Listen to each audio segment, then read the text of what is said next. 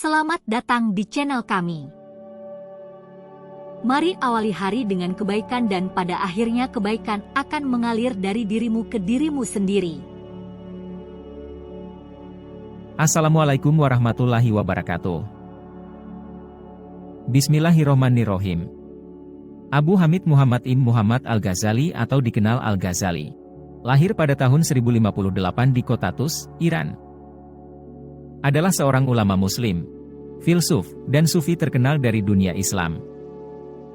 Ia dikenal sebagai Hujjat al-Islam, atau bukti Islam, karena pemikirannya yang dalam dan penulisannya yang luas di bidang teologi, filsafat, hukum, dan mistisisme Islam.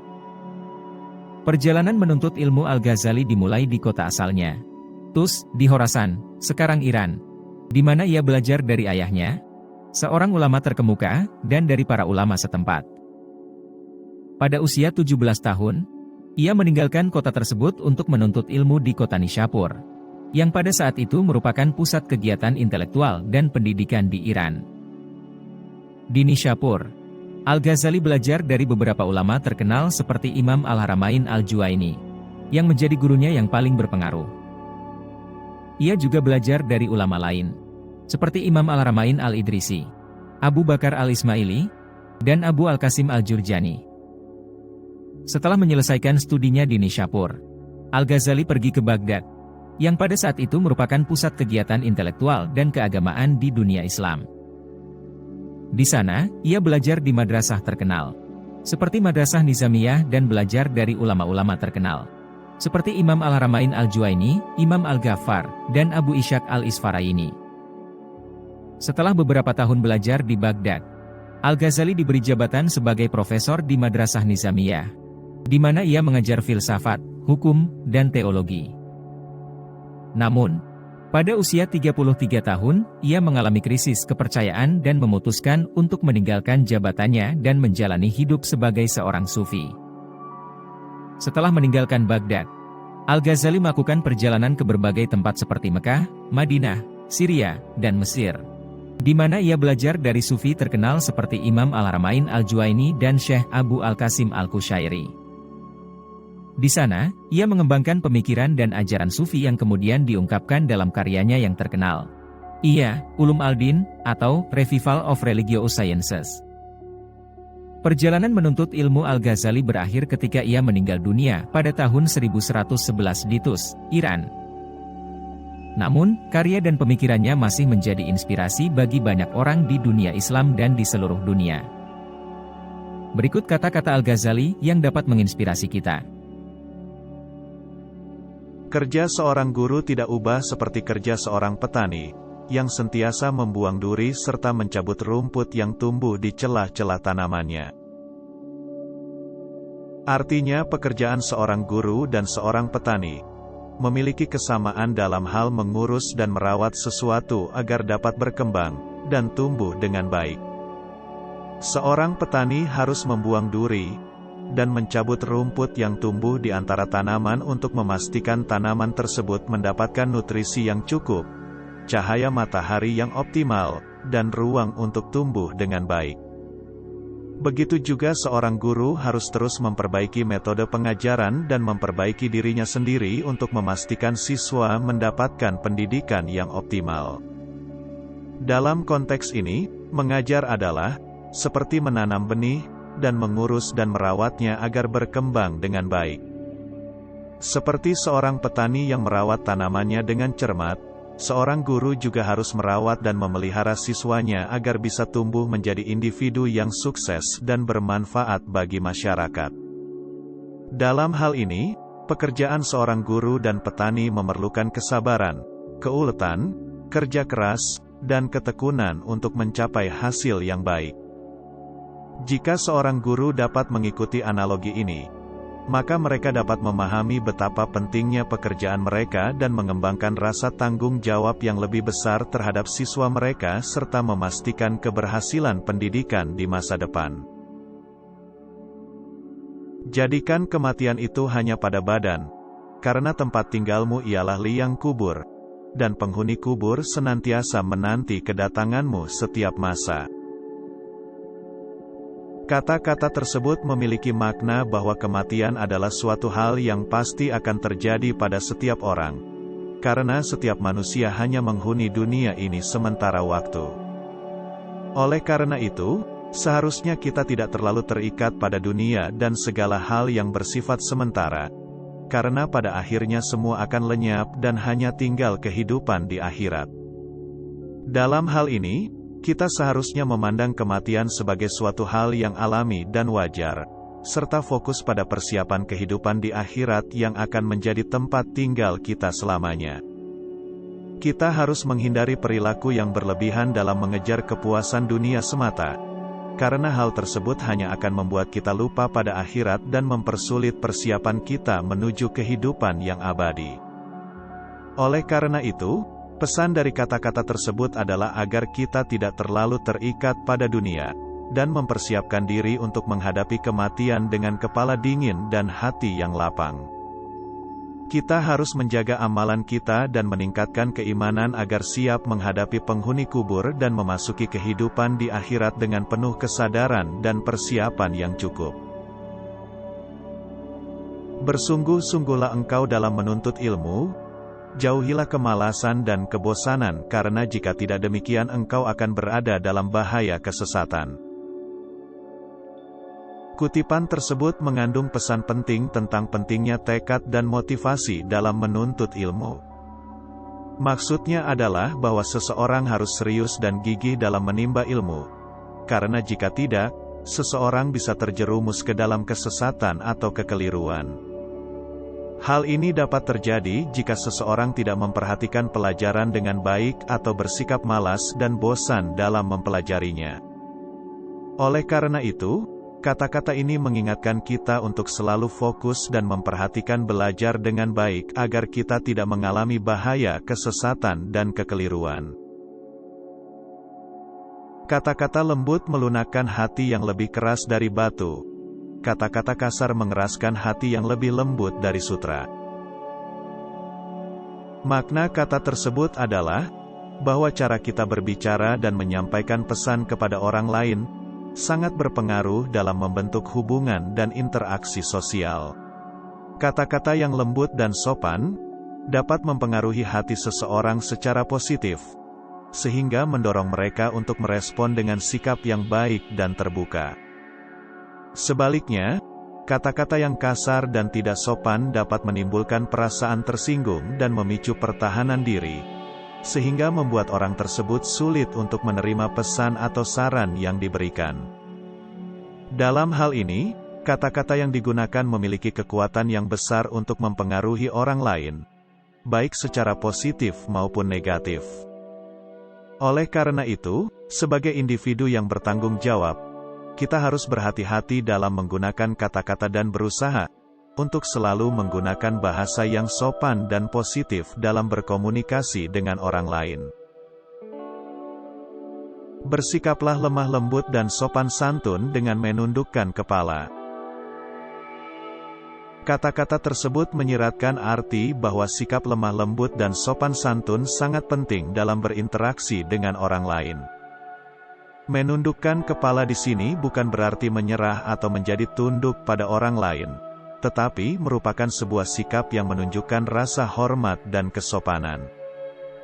Dengan bersikap lemah lembut dan sopan santun, seseorang dapat menciptakan lingkungan yang harmonis dan damai serta menunjukkan bahwa mereka memiliki karakter yang baik dan santun dalam berinteraksi dengan orang lain. Sikap tersebut juga menunjukkan bahwa seseorang memiliki kemampuan untuk mengendalikan emosi dan ego mereka, sehingga dapat menghindari konflik dan membangun hubungan yang baik dengan orang lain. Lidah sangat kecil dan ringan, tetapi dapat membawa Anda ke ketinggian terbesar dan dapat menempatkan Anda di kedalaman terendah. Kata-kata tersebut menunjukkan bahwa meskipun lidah adalah bagian kecil dari tubuh manusia, tetapi kekuatan dan pengaruhnya sangat besar. Lidah dapat digunakan untuk menyampaikan kata-kata yang baik dan menginspirasi, atau sebaliknya, kata-kata yang buruk dan merendahkan. Oleh karena itu, Kata-kata yang diucapkan dengan lidah harus dipilih dengan hati-hati dan disampaikan dengan bijaksana, karena bisa saja kata-kata tersebut membawa seseorang ke puncak kejayaan atau meruntuhkan mereka ke jurang kehancuran. Dalam konteks tersebut, diharapkan manusia dapat menggunakan lidah mereka dengan bijak dan bertanggung jawab, serta dapat mengontrol kata-kata yang diucapkan agar tidak melukai orang lain. Ibu segala akhlak ialah tempat kebijaksanaan, keberanian, kesucian diri, dan keadilan.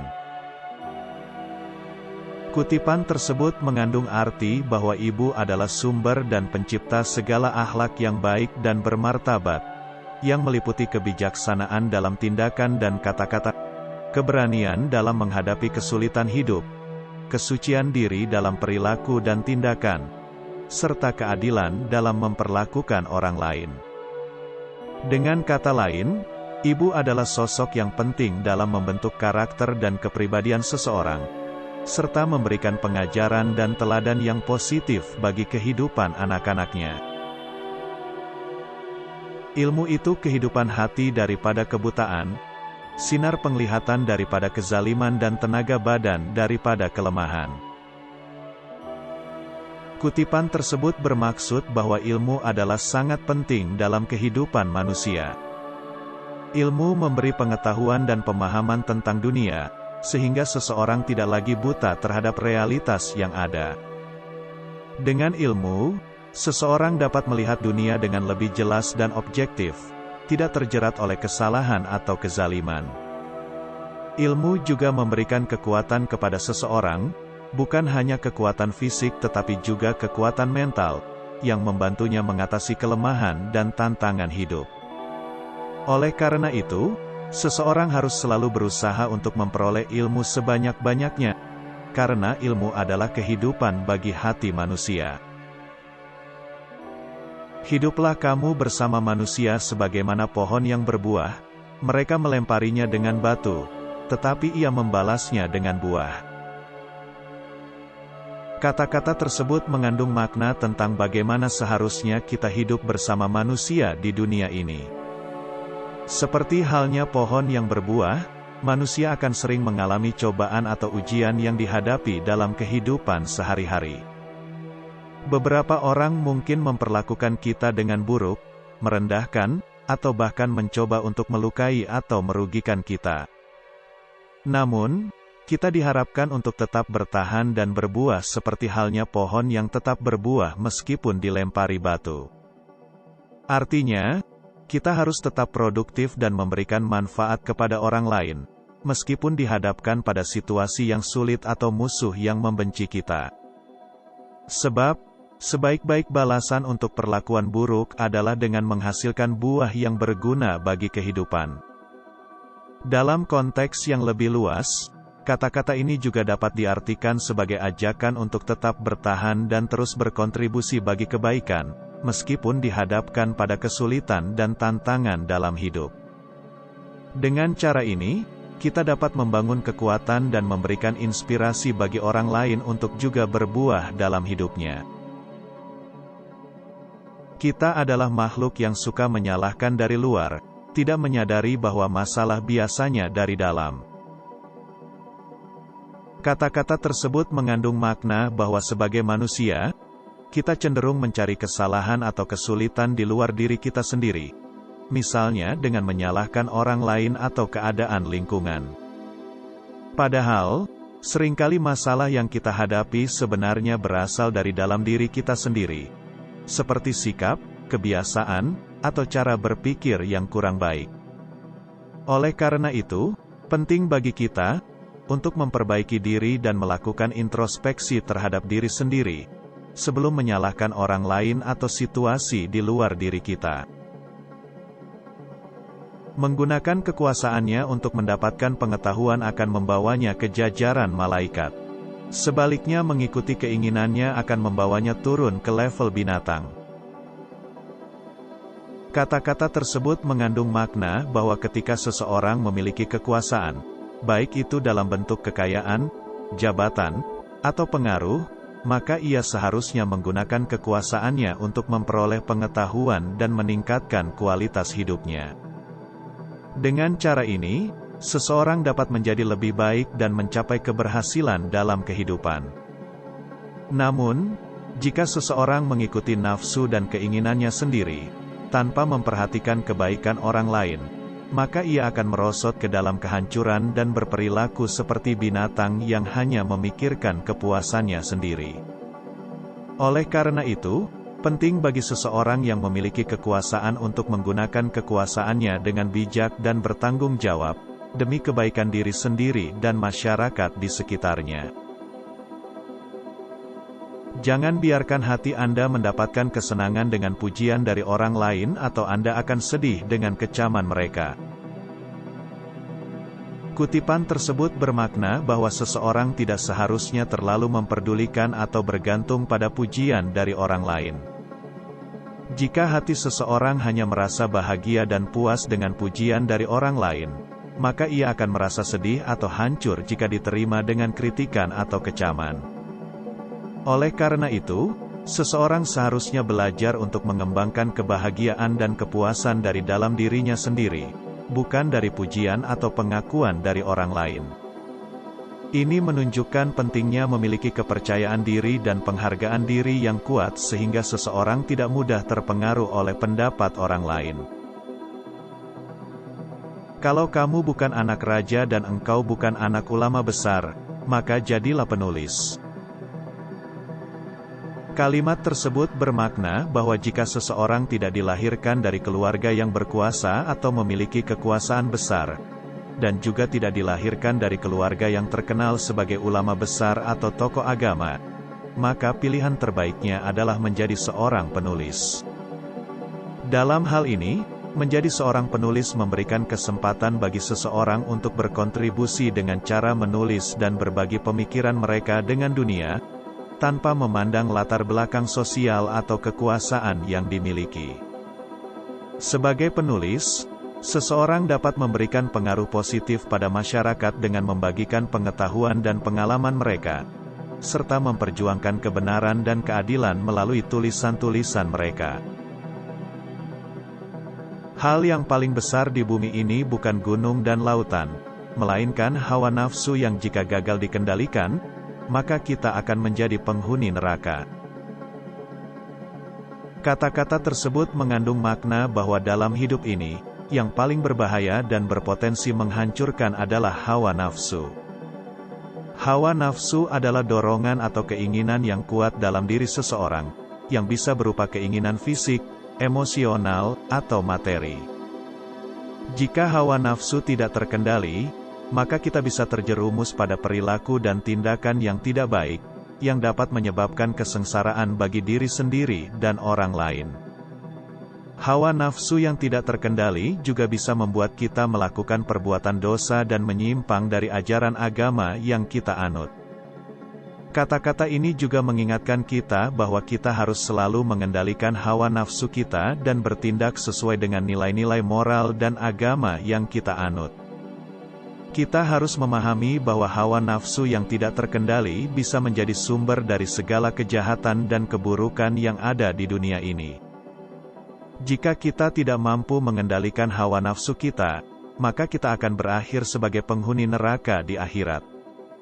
Dalam konteks yang lebih luas, kata-kata ini juga mengajak kita untuk selalu waspada dan berhati-hati dalam menjalani hidup, serta mengambil tindakan yang bijak dan tepat dalam mengendalikan hawa nafsu kita agar bisa hidup dengan penuh kesadaran dan kebaikan.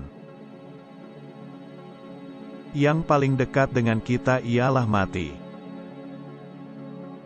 Maksud dari kata-kata tersebut adalah bahwa kematian adalah suatu kepastian bagi semua orang, dan bahkan lebih dekat dengan kita daripada segala sesuatu yang lain. Kita mungkin bisa melupakan atau mengabaikan banyak hal dalam hidup kita, tetapi kematian akan selalu menjadi kenyataan yang akan kita hadapi. Oleh karena itu, penting bagi kita untuk menghargai setiap waktu yang kita miliki dan menjalani hidup dengan baik, karena kita tidak pernah tahu kapan saatnya kita akan dipanggil oleh kematian. Apa yang ditakdirkan akan menjadi milik Anda meski jika itu di bawah 2 gunung. Dan yang bukan ditakdirkan untuk Anda tidak akan Anda dapat sekalipun hanya berada di antara kedua bibir Anda. Kata-kata tersebut mengandung makna bahwa segala sesuatu yang ditakdirkan akan terjadi dan menjadi milik seseorang. Tidak peduli seberapa besar atau kecil usaha yang dilakukan. Sebaliknya, hal-hal yang tidak ditakdirkan untuk seseorang tidak akan pernah dapat dimilikinya. Bahkan jika sudah berada di depan mata dan hanya sebatas antara kedua bibir saja. Dalam hal ini, kepercayaan kepada takdir atau nasib dipandang sebagai faktor penting yang memengaruhi perolehan sesuatu dalam hidup. Yang paling berat di dunia ini adalah memegang amanah. Maksud dari kata-kata tersebut adalah bahwa memegang amanah atau tanggung jawab dalam suatu hal merupakan sebuah beban yang sangat berat. Amanah dapat berupa kepercayaan yang diberikan kepada seseorang untuk melakukan suatu tugas atau tanggung jawab yang harus dijalankan dengan baik. Dalam mengemban amanah, seseorang harus memperhatikan kepercayaan dan harapan orang lain terhadap dirinya. Ketika seseorang memegang amanah, ia harus bertanggung jawab secara penuh atas tindakan dan keputusannya, serta menjaga kepercayaan yang diberikan oleh orang lain. Oleh karena itu, memegang amanah merupakan suatu beban yang besar karena membutuhkan kejujuran, keahlian, dan tekad yang kuat untuk menjalankannya dengan baik. Tidak pernah saya berurusan dengan sesuatu yang lebih sulit daripada jiwa saya sendiri. Kadang-kadang membantu saya dan kadang-kadang menentang saya. Kutipan tersebut menunjukkan bahwa hal yang paling sulit dan kompleks yang pernah kita hadapi dalam hidup adalah menghadapi dan mengelola emosi, pemikiran, dan tindakan dalam diri kita sendiri, yang disebut sebagai jiwa. Meskipun mungkin kita dapat menghadapi banyak tantangan dan kesulitan di dunia luar, tantangan terbesar dan paling sulit yang kita hadapi adalah mengenali, memahami, dan mengelola diri kita sendiri. Hal ini dapat membantu kita dalam menyelesaikan masalah dan menghadapi situasi kehidupan dengan lebih baik. Saran itu mudah, yang sulit adalah menerimanya, karena itu pahit dalam rasa. Kata-kata tersebut mengungkapkan bahwa saran atau masukan untuk memperbaiki diri atau situasi tertentu memang mudah untuk diucapkan, namun menerimanya bisa jauh lebih sulit. Ketika kita diberi saran atau masukan, itu bisa menyakitkan atau membuat kita merasa tidak nyaman, terutama jika itu menyangkut kesalahan atau kekurangan kita. Menerima saran juga memerlukan kesadaran diri dan kemauan untuk mengubah perilaku atau pandangan kita.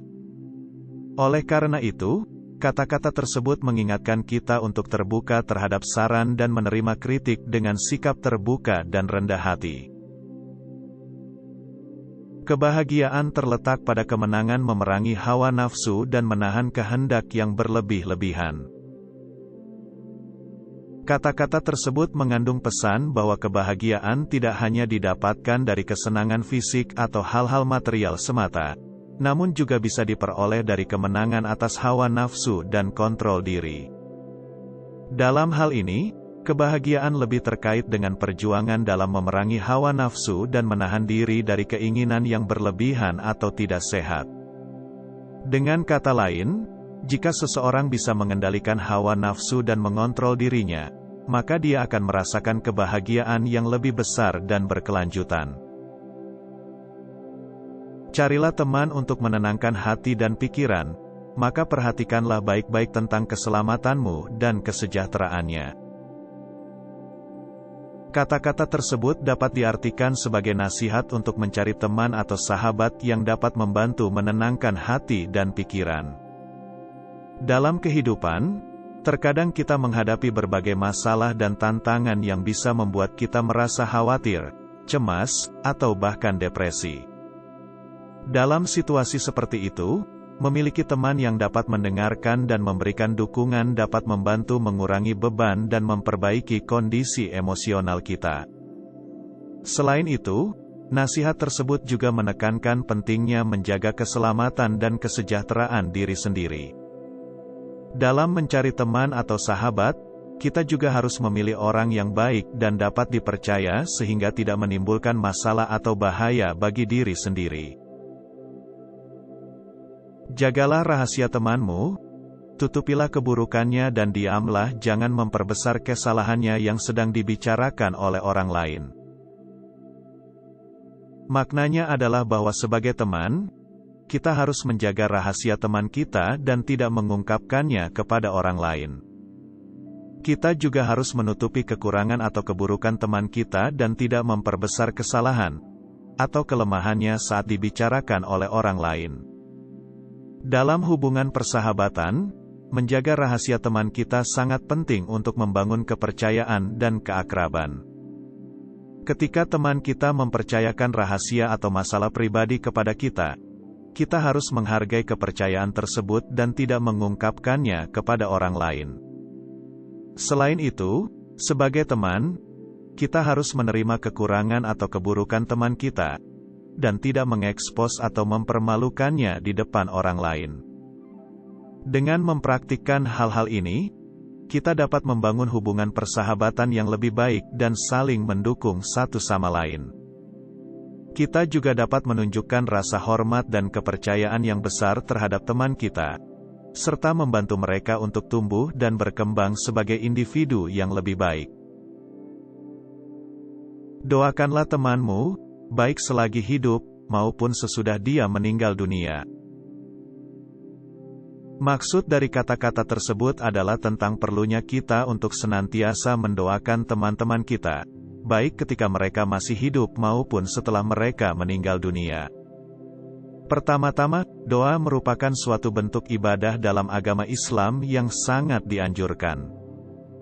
Dalam doa, seseorang memohon bantuan dan perlindungan dari Allah serta meminta agar apa yang diinginkannya tercapai dengan baik.